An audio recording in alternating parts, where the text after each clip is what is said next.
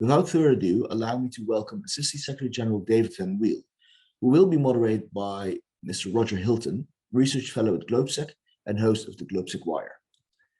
Secretary General, sir, the floor is yours. Thank you, John, and good morning. It's a pleasure to be here and speak to you on this information, which is a very, very important and timely topic here at NATO.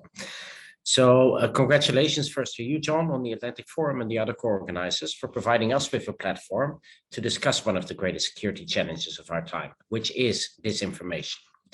And in my short opening remarks this morning, I want to lay out the disinformation challenge that NATO is facing, but I also want to provide you with some answers to that challenge for your food for thought. So let me start with two short case studies. In early 2016 in Berlin, a 13-year-old Russian-German girl was reported missing for over a day. And after returning, she first claimed that she'd been kidnapped and raped by 3 immigrants. Russian officials and Russian media accused Germany of tolerating and covering up child abuse. And in several cities in Germany, Russian Germans protested in the streets. The German police analyzed the mobile phone logs and determined the kidnapping story to be false. And then Lisa admitted that she went into hiding voluntarily and wasn't raped. For several days, the story caused a lot of confusion in Germany. However, as far as Russia was concerned, it backfired. When the Russian Foreign Minister Lavrov spoke of Lisa, a German citizen, as our girl, he lost whatever credibility he may still have had in this case. It had become all too obvious that Russia was attempting to turn the Russian Germans into a 5th column for advancing Russia's political aims in Germany. Then the second case, a year later, outside influences, again widely believed to be Russian, tried to replicate the confusion generated by the Lisa scandal, this time in Lithuania. They planted a report via an email to the Speaker of the Lithuanian Parliament. And this report claimed that German soldiers who had just arrived to lead the NATO's new battle group in Lithuania had raped a teenager. Unlike the case of Lisa, however, this fake rape story didn't go anywhere.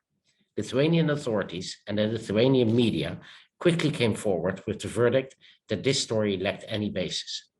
And this quick reaction, plus the fact that Lithuanians have a long experience of being subjected to Russian propaganda, made the case falter. Now, these cases are, of course, not entirely comparable. After all, Lisa did exist, and so did her initial claims about having been raped by foreigners. German authorities had to investigate. They couldn't have just called Lisa's story a fake. In Lithuania, by contrast, the entire story was fabricated, which made it much easier to challenge. So why is this kind of hostile influence so difficult to deal with? Wasn't it obvious that the Lisa case was a dubious case from its very beginning? Was it not crystal clear that the fake rape story was simply too far-fetched to have any traction in Lithuania? And unfortunately, it's much more complicated and difficult than one might think. Even humans who think of themselves as being very rational are susceptible to all kinds of psychological manipulation. When it comes to hostile propaganda, there are factors involved that few of us ever think about, and I'll mention 3 of them. The first one is that lies spread faster than the truth. Many studies have shown that in so-called rumor cascades on Twitter, false news reach more people than the truth. Falsehood also diffused faster than the truth. And why is that? Perhaps because those tweets that contained false information were more novel than those containing true information. The false tweets contained information that most Twitter users hadn't seen before. Unsurprisingly, they elicited different emotional reactions, with people expressing greater surprise or disgust. Novelty and emotional charge seem to be what is generating more retweets. Second, there's the phenomenon that's called the echo chamber. It describes a situation where readers are only shown content that reinforces their current political or social views without ever challenging them to think differently. And this happens via the algorithms employed by companies like Google, but certainly also Facebook, which aim to serve their users specific content tailored to their interest. This means that these algorithms effectively filter out search results that are not in accord with a user's current viewpoint. You share information and your opinions between like-minded friends, and thus you reinforce each other in your beliefs. Again, alternative views are effectively filtered out and you stay inside your own information bubble. Third is the continued influence effect. Misinformation continues to influence judgments, even if that information has already been proven false. In other words, the initial influence of incorrect information can't be undone by pointing out that this information was incorrect. Something will always stick and come back. That's why accusing a person of a crime, for example, will tarnish that person's reputation, even if the accusation has been proven false. That's how the human mind works. We know that the person didn't commit the crime, yet we can't get out of our head that this person may actually somehow be involved in illegal activities, and thus is less trustworthy. All this makes for NATO is the subject of an incredible amount of fake news, propaganda, and disinformation. In fact, NATO has been facing foreign interference since the creation: subversion, hostile actions, propaganda, disinformation. While old methods haven't disappeared, today we see a greater sophistication, intensity, and scale of hybrid activities, including disinformation. So what can be done to counter it? And let me tell you something about our approach to disinformation that rests on two pillars: understand and engage. Understand is about monitoring the information environment. And this includes tracking, monitoring, and analyzing information that is relevant to NATO's mission. Engage, the second pillar, is about engaging proactively with our audiences, taking into account our understanding of the information environment and the understanding of what's important for our audiences. And I'll say a few words on each. Getting a deep and comprehensive understanding of the information environment, specifically disinformation, is vital to ensure a credible response. Our regular digital monitoring aims to track, monitor, and analyze information relevant to NATO's mission. Concretely, this means media, web, and social media monitoring and analysis. And this is significant for developing situational awareness with regard to malicious actors.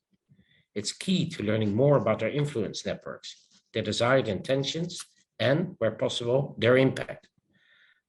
Because this allows us to provide actionable insights and recommendations to inform our own communications and that of allies. And it also helps to determine our response. And that brings me to the second pillar, which is engage. Our thorough understanding of the information environment enables us to tailor our strategic communications where it will be most effective to counter disinformation. However, we must ensure a proactive and sustained flow of fact-based and credible communications. Responding to every piece of disinformation runs the risk of amplifying it or engaging in a game of whack-a-mole. We must understand the information environment in order to be deliberate about debunking and rebuttal. As a values-based organization, our communications must also be based on the Alliance's core values of democracy, freedom of speech, and the rule of law. To put it more bluntly, we do not respond to propaganda with counter-propaganda. Through campaigns on social media, online public diplomacy events, or press and media engagement, NATO communicates its own story. Confidently promoting our own brand and our own narratives is the best way to displace hostile narratives and disinformation. So what does that mean for NATO and allies in concrete terms? And let me offer you a few pointers there. First, we need to invest in strategic communications capability of our countries. We all understand the need to invest in military capabilities, such as planes, ships, or drones, but the same applies to strategic communications. It's a capability that's becoming ever more important. We need to invest in people, technology, knowledge, and skills to make sure we have the awareness, the understanding, and the ability to communicate and influence.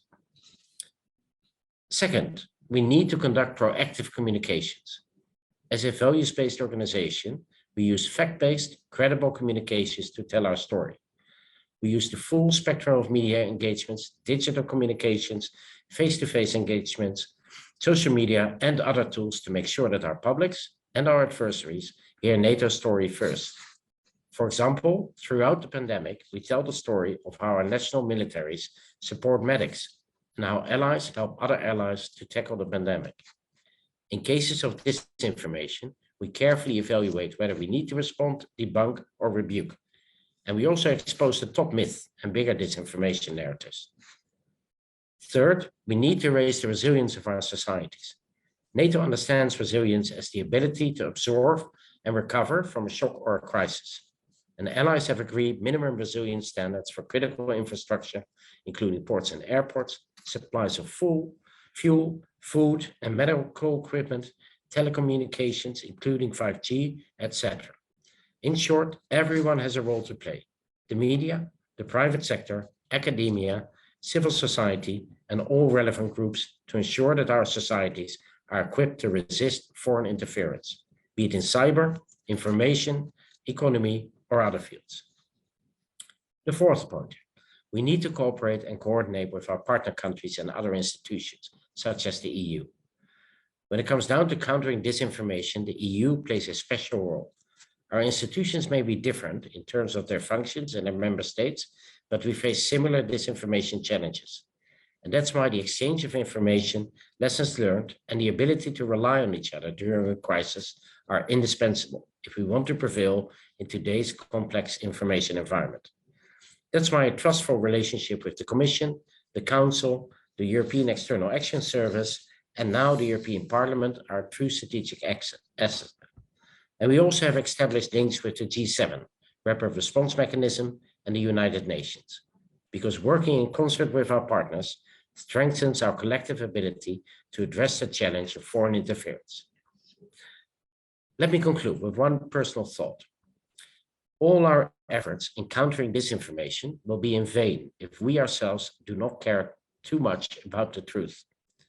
For example, if some of our own leaders are seduced by social media, such as Twitter, to spread their own half-truth, we dismantle our own credibility and entirely without any malign influence from external players. If our own leaders are prone to alternative facts, it will be immensely more difficult to expose propaganda by an opponent. In a nutshell, we must ourselves practice what we preach. And in the words of the former chairman of the US Joint Chiefs of Staff, Admiral Mullen, we hurt ourselves more when our words don't align with our actions. When our enemies find a say-do gap, they drive a truck right through it. We must be vigilant about holding ourselves accountable to higher standards of conduct and closing any gaps, real or perceived, between what we say about ourselves and what we do to back it up. I believe that as far as NATO is concerned, we're following that advice of Admiral Mullen. Disinformation may occasionally win a battle, but it certainly doesn't win the war. The truth will do that. Thank you, and I hope that that's a useful kickoff. Roger. Well, ASG Van Weel, thank you so much for setting the stage for everybody out there. Hello, bonjour, and ahoy from Lockdown Central here in Vienna, also in Bratislava. So glad to be joining everybody this morning. ASG Van Weel, thank you so much for setting the stage for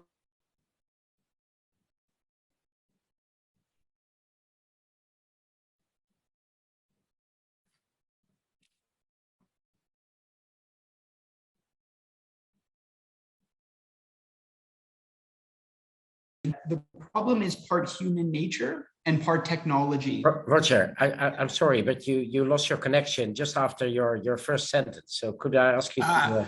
I think that's a sign of things to come then, right? With everything that's going on. Interference. Everybody to start over, but essentially, ASG Van Weel, thanks so much for setting the stage with the case studies, both in Germany and Lithuania. I think it exposes the varying levels of resilience within the allies, and it's something that we need to continue to work on. From my perspective in reading of your comments, it really seems like the problem facing the alliance and member states is one part human nature and human psyche, as well as technology. And it's great to hear, for us young people that, NATO is not going to go down to the lowest level, that they're not going to engage in counter propaganda, and that NATO has its own unique story to tell.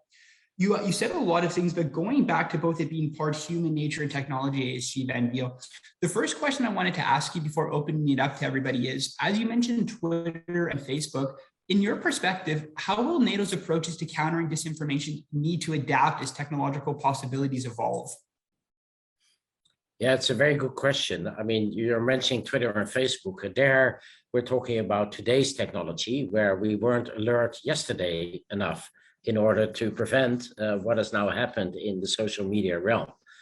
So we were not aware of the new technologies, their potential impact of these new technologies on our social fabric, in time enough to impose regulations to these platforms that would actually safeguard ourselves from the effects that we're seeing now. I think we have a lesson to learn there. And that is that we need to be at the front end of technological development, and governments in general, but definitely also from a security perspective, need to be monitoring new technologies, need to understand them in order to make sure that the standards that we impose on these technologies are actually compatible with our values. And I'll name an example which is very happening as we speak, and that's the development of AI.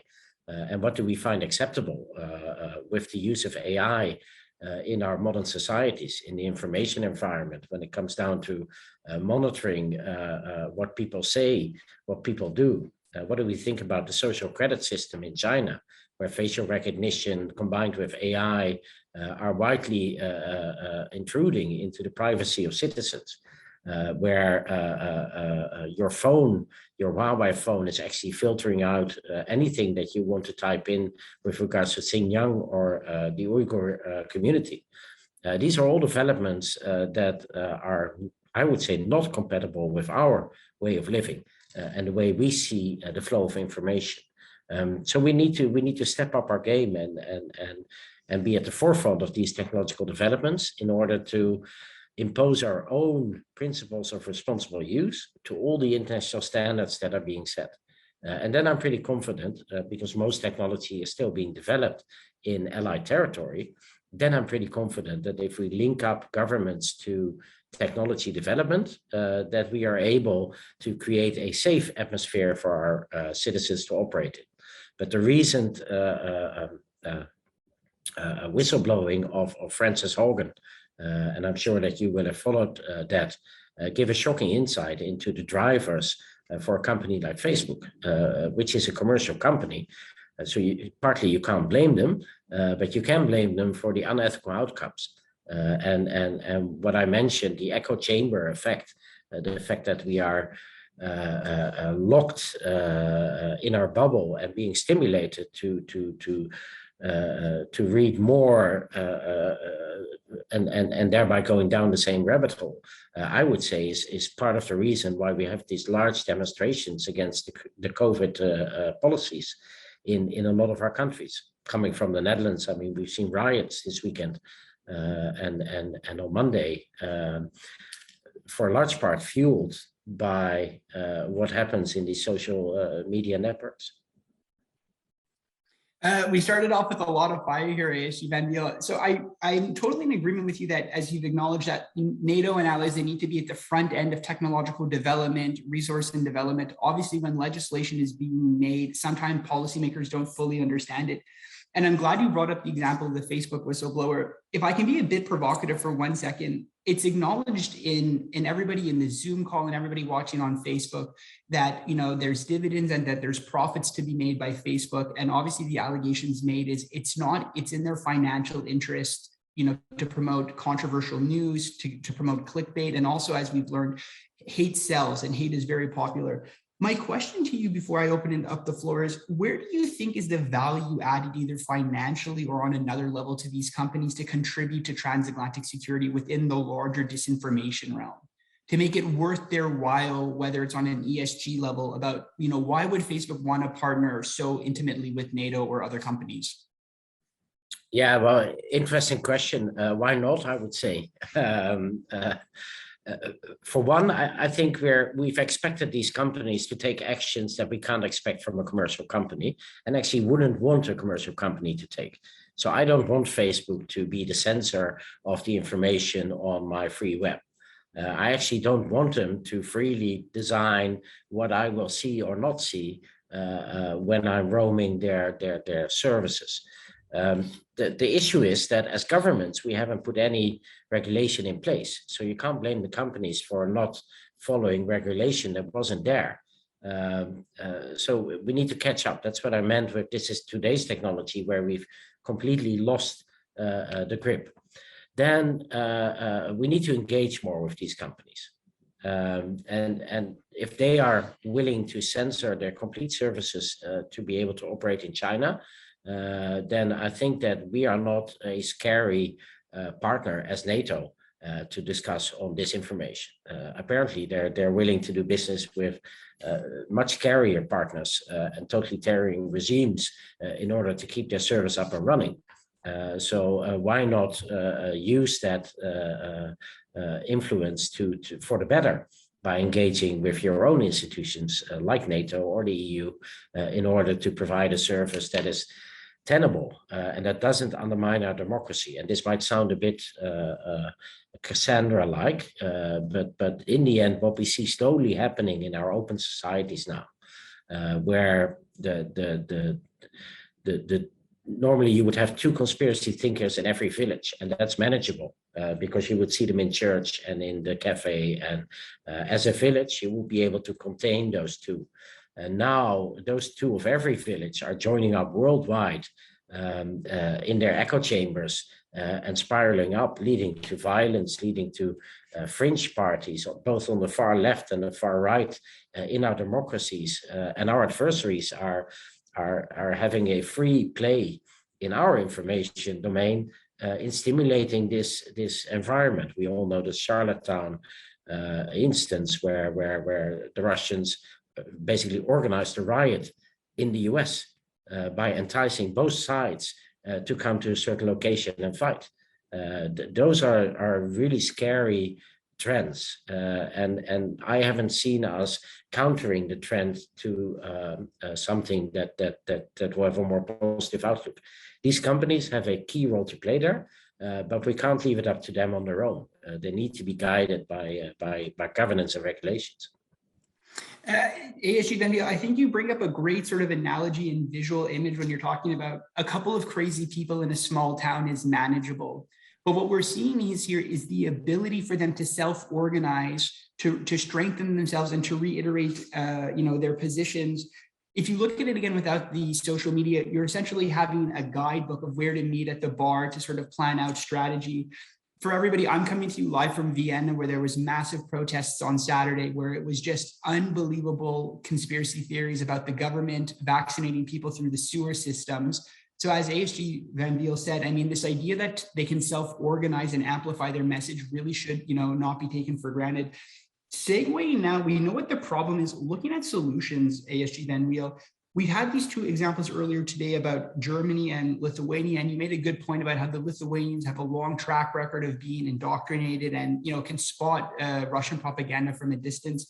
What do you think are some practical ways to train the resilience of citizens in NATO and its member states? It's a lot easier said than done for young people like us who are a bit more technological savvy.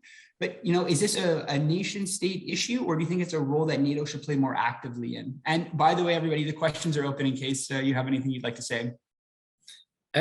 Yeah, Roger, I think it's both. I think NATO has a role to play there. I think nations have a role to play there. Attribution is more powerful than we think. Calling out, for example, Russia when they are behind a cyber attack or a disinformation campaign might not deter Russia. You probably even get a medal in the FSB if you're being mentioned with your campaign, but it does make our citizens more aware that there are actors that are actually behind driving the disinformation, and how easy it is to be caught in that web of lies and then being sent down the wrong rabbit hole. I think that's very important. I think we have a role to play together with the social media companies in breaking down these bubbles, because I see that if we continue on that track, then the polarization that we're seeing in our society between left and right, between dark and light-skinned, between West and Eastern Europe. I mean, the divides, the potential for the divides is always there in every society.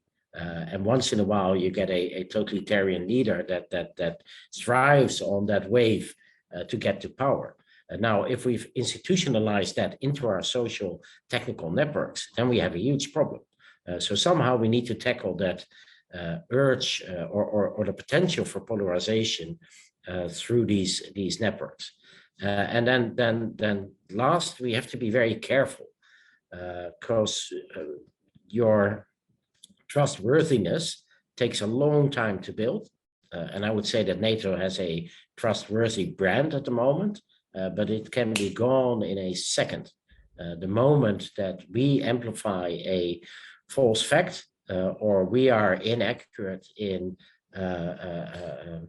debunking propaganda, then that will stick with us for forever. And our adversaries that don't really care about the truth have a much easier game to play. We're playing the truth game, but that means that you need to be really, really sure about what that truth is and whether it is the truth. You're 100% right when you say we're playing the truth game, where it's a little bit like a cyber dilemma where we're constantly on the defense and it only takes one going through on the offense.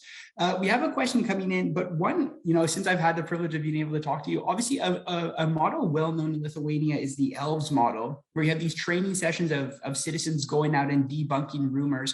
What do you think is the role of the education system when it comes to media literacy and trying to raise the resilience and the sharpness of younger people when it comes to technology?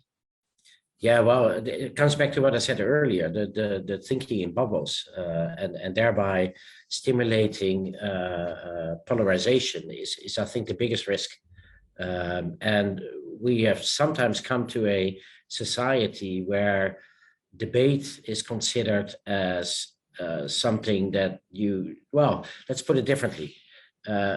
Sometimes opinions are seen as are not debatable. So we've created a sort of a lexicon, depending on which bubble you're in, where there are certain absolute truths, which they're not. They used to be opinions 20, 30 years ago. That you have to adhere to, and otherwise, by definition, you are not someone worth debating with. That is a very dangerous situation. Coming back to education, and I always love my philosophy class, but if we can go back to teaching young people that there is no absolute truth, that there are no wrong opinions by definition, and that in any case, you should be willing and able to go into the debate and a conversation with even people that think completely the opposite of you, then that's a much more durable model than trying to create an overwhelming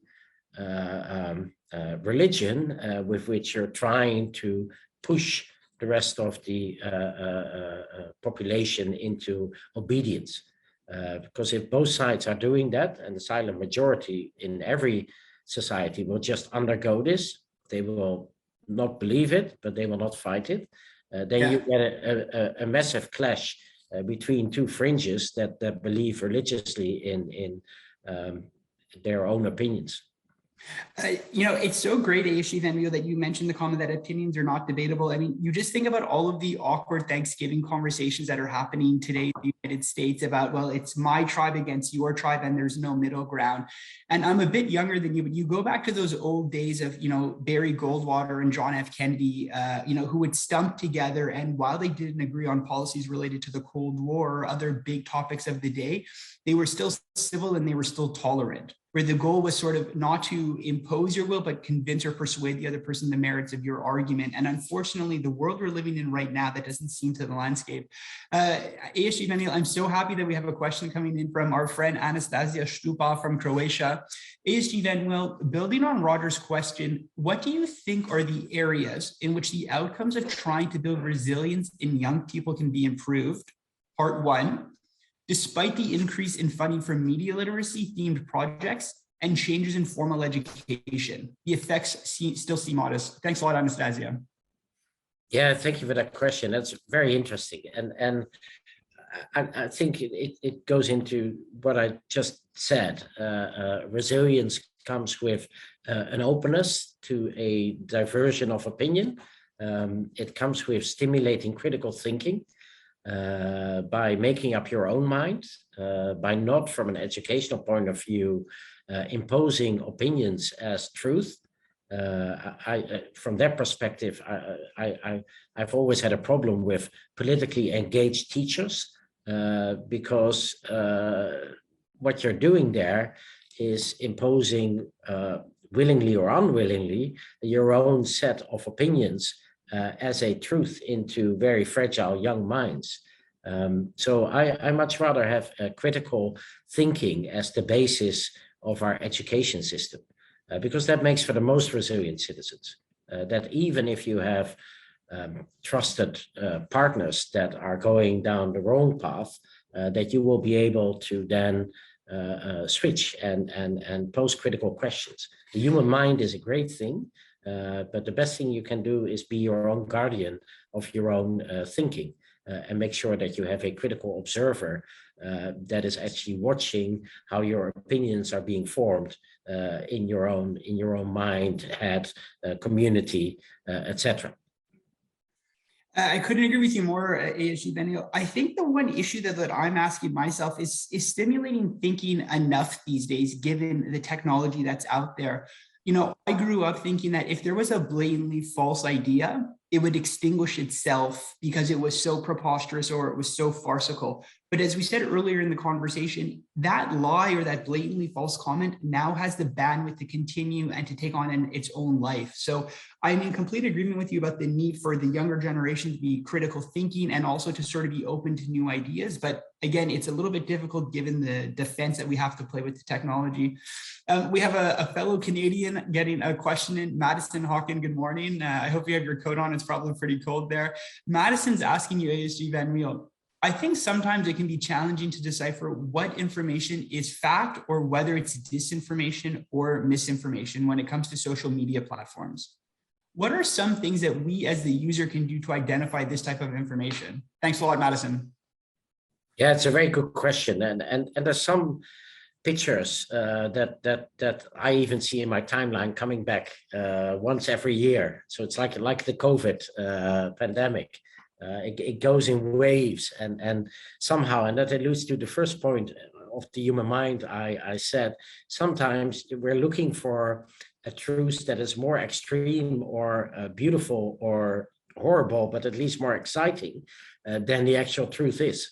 And I'll give you an example from my past in working, where when the Gaddafi regime was about to fall in Libya, we tried to evacuate some of our citizens. And at some point, one operation went horribly wrong, and we ended up with a helicopter stuck on the beach in the middle of the hometown of Gaddafi in Sirte. And whilst picking up one of our citizens. And the population just refused to believe that this was a not so well planned and executed operation. And they thought there was a member of the royal family that was stuck there whilst they were doing a secret deal with the Gaddafis on whatever. So I found out there that people really, really like conspiracy theories because it makes life a bit more exciting. And in a time where we don't believe in religion anymore, it is nice to think that at least there's somebody working on a larger plan. So whether that's Klaus Schwab with the World Economic Forum or Bill Gates trying to inject us all with nano chips, but it's appealing. So you'll never get rid of that urge of people wanting to believe that.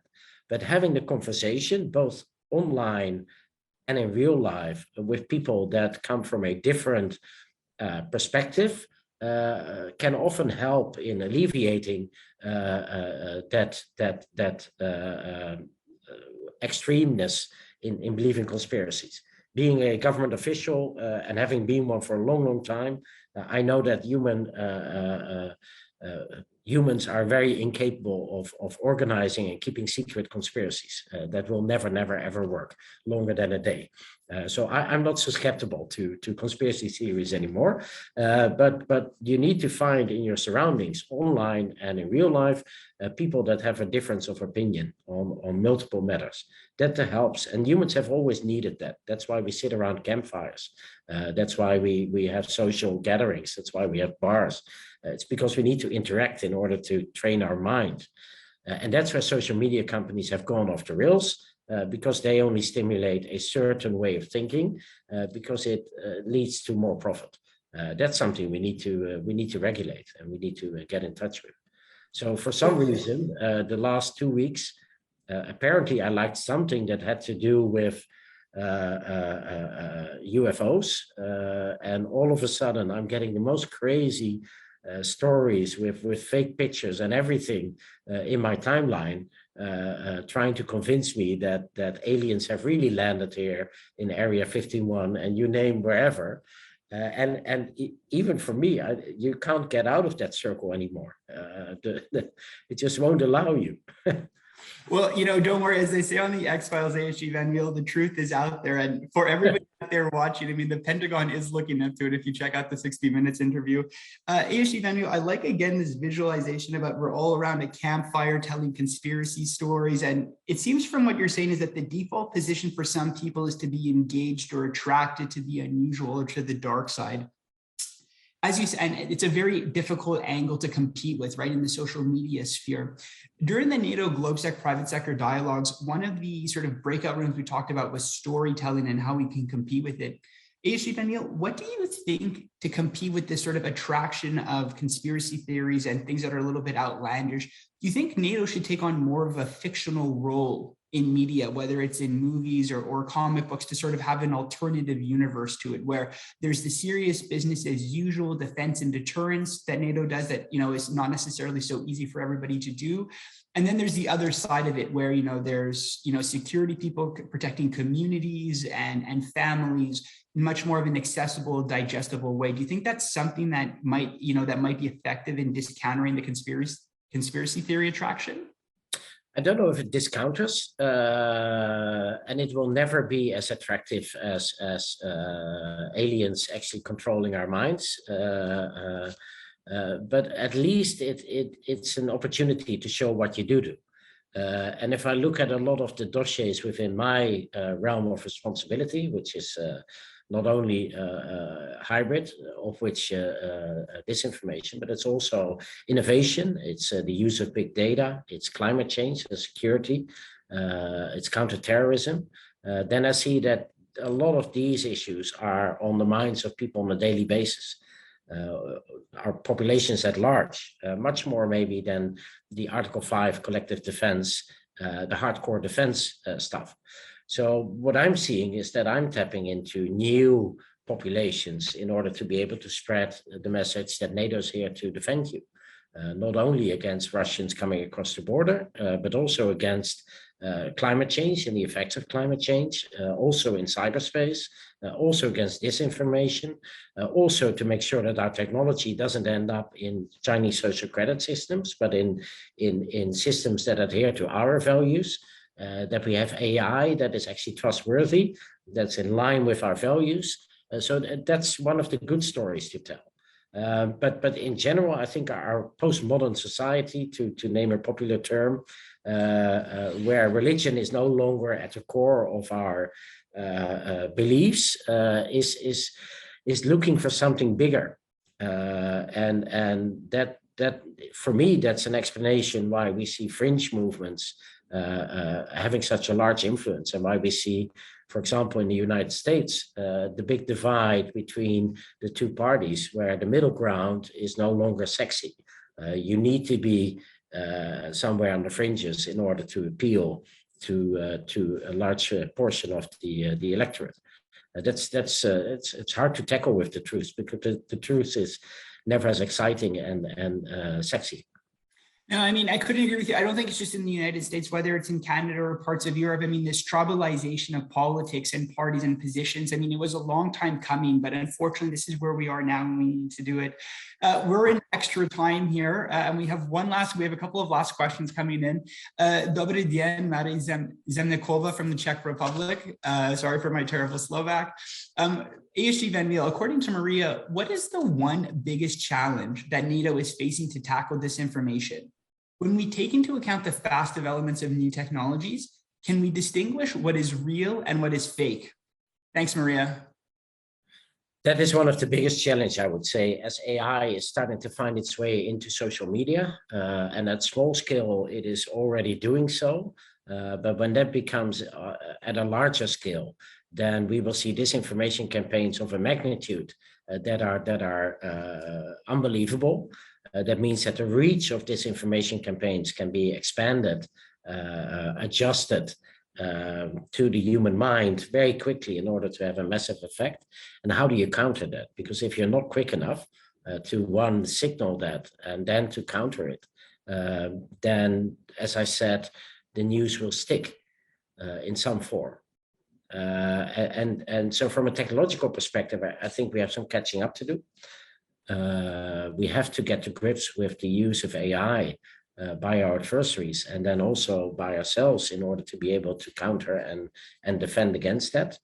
In the long run, the question is, of course, and that's a bit of a controversial question, but I'll leave that with you. Is it sustainable that we have an open information infrastructure where all of those who wish us harm are able to operate freely and unpoliced in order to influence our societies, whilst the other way around, we have completely closed systems.